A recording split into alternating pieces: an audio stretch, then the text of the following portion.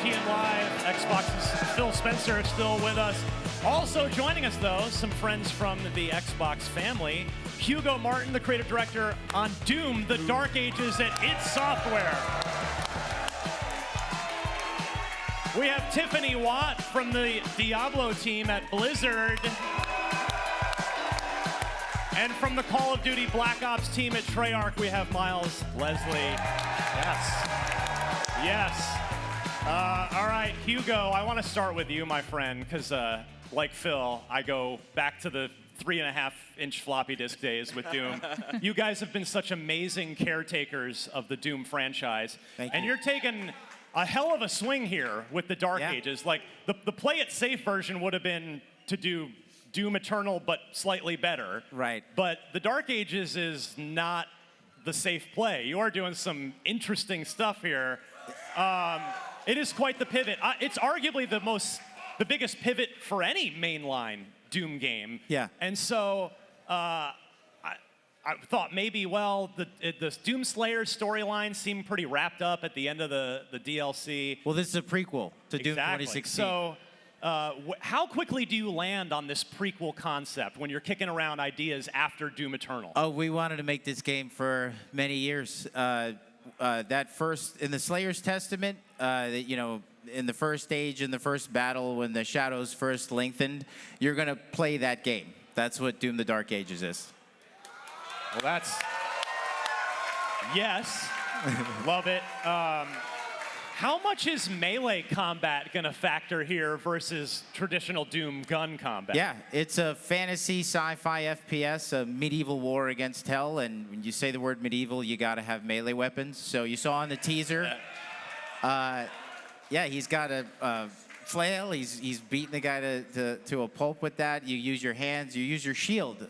Each of these things kind of come together, and there's a great synergy between your toolkits. And I think it's going to be really fun for fans to explore all the things that you could do this time in this game. So one of everybody's favorite parts of Doom 2016 and Doom Eternal are the glory kills. Right. They're so good. They're so much fun.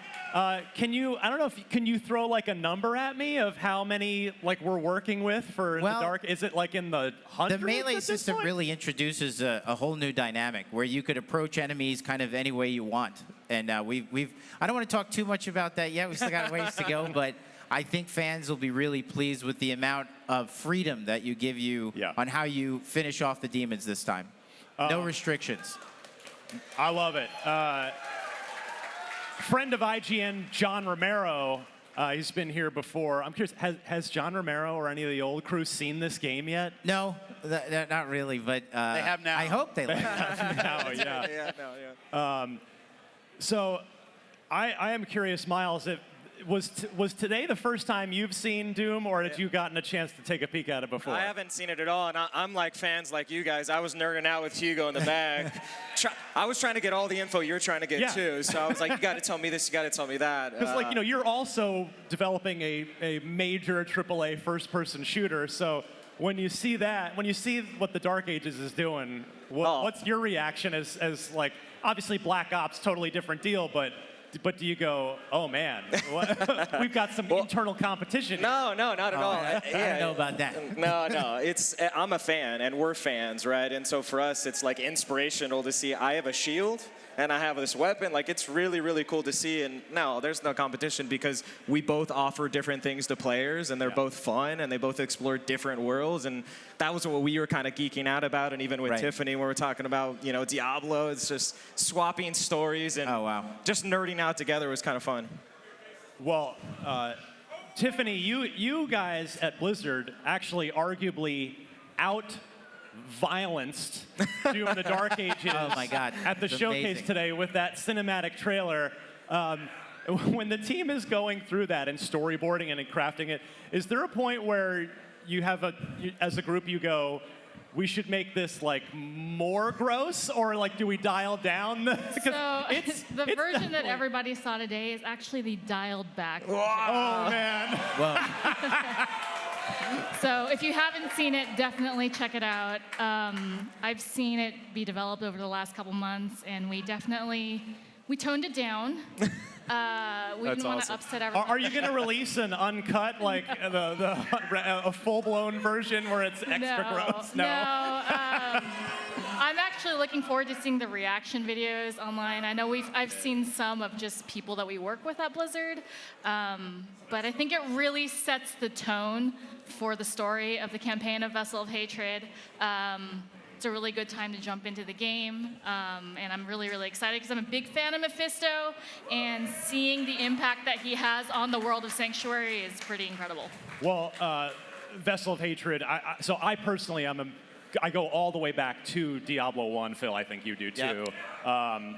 And the Diablo expansions historically, every Diablo 1, Hellfire 2, 3, they have a long history of adding a ton of stuff to the game. Yeah. We got the 5th act for Diablo 3 with Reaper of Souls. So what has the team been focusing on for Vessel of Hatred to kind of live up to that Diablo expansion standard? For sure. There's a lot, so I'm going to try and remember all of it. But obviously, the campaign is kicked off with this incredible cinematic that you saw today. So we're following Neyrelle into the new region of Nahantu, so it's a jungle region. And we're going to see the impact of Mephisto on that region itself. We also announced the brand new class today, which is the Spiritborn. It's the first time this class has ever been featured in Diablo, so super exciting that brings us a brand new class, because the base classes of Diablo IV obviously revisited some of the classes from the original game, so it was really amazing to be able to develop something brand new that really grows on the region and the culture that they come from. So we have more to share in July, but I know people are excited to see the Spiritborn today. There's been a lot of chatter about what the class is going to be, and so it's been exciting to finally reveal that. Obviously, with the new region, there's going to be new dungeons, there's going to be new strongholds, new monsters to fight. We're going to have mercenaries, so if you're a longtime fan of Diablo, mercenaries are coming to Diablo 4. They're going to be able to level up with you. They have their own skill trees. Again, not too much to talk about today, but there's more to talk about in the future. And then we're going to have a new co-op endgame feature, an activity. Go on. That we're going to be able to talk about again more in the future. Very excited about that. There's just so much that's coming to the expansion. Obviously, we're growing upon the original 5 classes. There's going to be new skills, new Paragon boards, new legendaries, new things to do with the Tree of Whispers. There's just so much more game that we're adding. So. Who's your main in Diablo? Who's your class, Phil? This year, Season 4, Necro. That's right. Yeah, Infinimus Necro, L100. Nice. L100, yeah. Well played. Tiffany, how is Game Pass, you overnight you probably had a massive influx of players. How has Game Pass, if at all, how does it, the game's already built to be supported and improved upon and added to for a long time, but has Game Pass kind of changed the way the team approaches anything about Diablo, or? Not our approach. So I actually got to work on the original console version for Diablo 3. I'm a huge, long-time Xbox fan, decades of fandom here. So, coming to Game Pass for me was like a dream come true. And I think Phil said it best when you were talking to him earlier, the more people that are playing games, we're all winning. And so to be able to expand the audience of Diablo, bring people to Sanctuary that maybe haven't had the opportunity to try it out before, has been incredible. And I don't know, seeing people's reactions, and then now, they can try out Vessel of Hatred in October. It's very, very exciting. Yeah. Phil, when do you get to, when the switch flips and Diablo 4 goes into Game Pass, do you watch the back end and just watch everything? Yeah, I do. Is that fun? And it was really great to see all of the players who came in. I mean, sometimes you think everybody who was going to play probably has already played, and that you put it in Game Pass, and you've got a couple million people who come in to play it for the first time, and you're like, more people getting to play the game. So good. Miles, you've been on you've been on every Black Ops since the beginning, which is insane. Black Ops 6. OG Black Ops.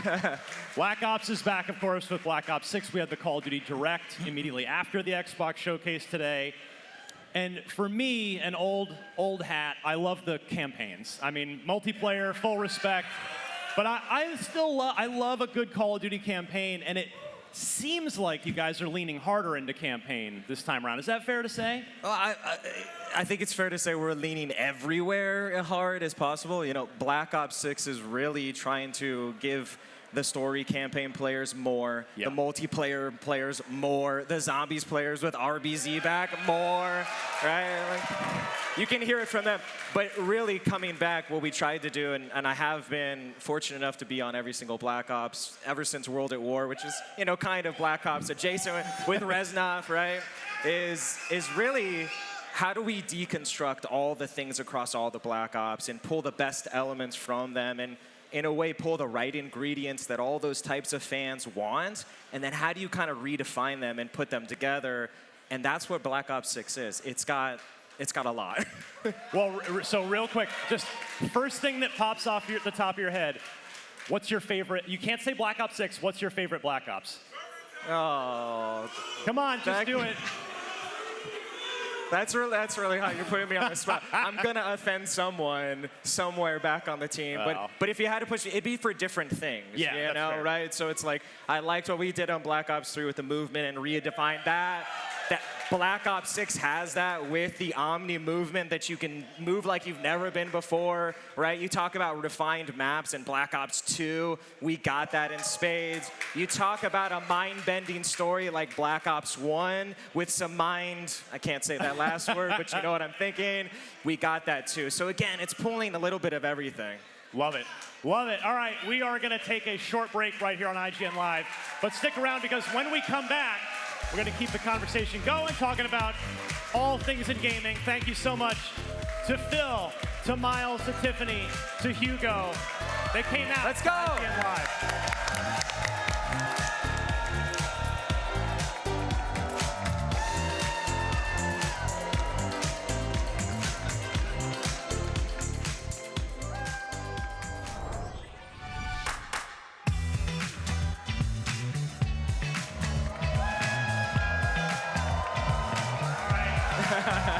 We are back with more IGN Live. Hugo, you've got it. Give me something else. Yeah, come on, In the Hugo, dark give us ages. something else, right? Give me something like when you're, all right, how about this? When you're deciding how to unveil a game, like this is, because, you know, again, you're not unveiling just another Doom sequel. Like you're going in a new direction here. How do you decide what goes in that trailer that we all saw today? You know, it's tough, right? It's what you don't want to fire all the bullets. You want to save some things because we've got a ways to go here. So you just want to make sure that you capture the essence of what it is you're trying to make and make sure that people get a really good first impression, which I think they do. We have a dragon. We have a giant mech. We've got the Doomslayer. We got a shield. So yeah, you just try to cherry pick all the elements you feel like give them the best impression. Now, something I sure was quite intentional in Doom 2016 and Doom Eternal was there was a lot of lore in the game, but you kind of had to purposely go off and read it. Right. Which, you know, it's a fast action game. I imagine you wanted to sort of set that aside in case some players just wanted to go shoot stuff. Which most do. So I guess that maybe that answers my question already is there any sort of change to the narrative approach and the way the narrative is delivered in the Dark Ages? Well, I mean, the whole experience is more cinematic. I think it's kind of part of the genre, you know, the fantasy medieval genre. And there is a story there, like there has been in the previous games. I would say less kind of out of the codex and into the story. We wanted to kind of put it on your main path. And it's kind of a roller coaster ride, summer blockbuster kind of story, lots of twists and turns, very fun, purely entertaining, you know. But it should be good. It'll complement all the ripping and the tearing well. Now, Tiffany, speaking of story, the Blizzard team, the Diablo team, has always excelled at, especially, I was telling you backstage, I mean, I genuinely don't think there's anyone better in the industry at making cinematics, like just it's incredible work, and it goes back to Diablo 1. Yeah. I mean, or even probably even further back than that. So, how much of the awesome cinematic work, in addition to what we saw today, can we expect in Vessel of Hatred? Well, I can't give everything away.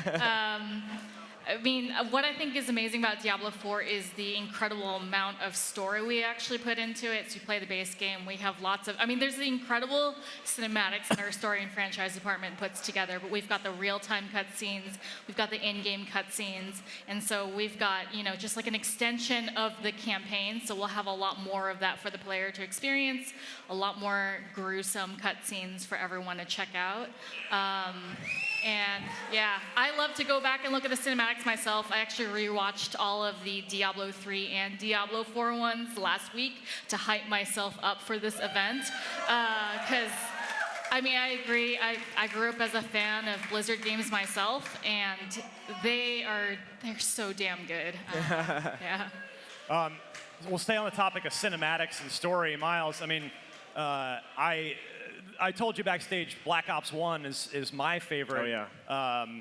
And part of it, like, I just love the twists, the turns, like The numbers, Mason. the numbers, Mason. Exactly. It was such a great. And in the trailer that kicked off the show today, we got to look at some former actual real life presidents in there. So like, how much fun is it for the team to lean into this sort of real life, but not, you know, sort of this interesting narrative hook that you guys have. I think that's the fun of Black Ops is we take inspiration from real things, and I think this is what we've always done well is like weave the stories through. We want you to believe that it's real, be inspired by that, make it plausible so that when you're playing and you're immersed in it and we have these cinematic stories that you think, well, that maybe this could happen, right? Maybe there really is an Adler out in the world, and you know, MK Ultra. You go back to BO1. That's a real thing the CIA did that really influenced us.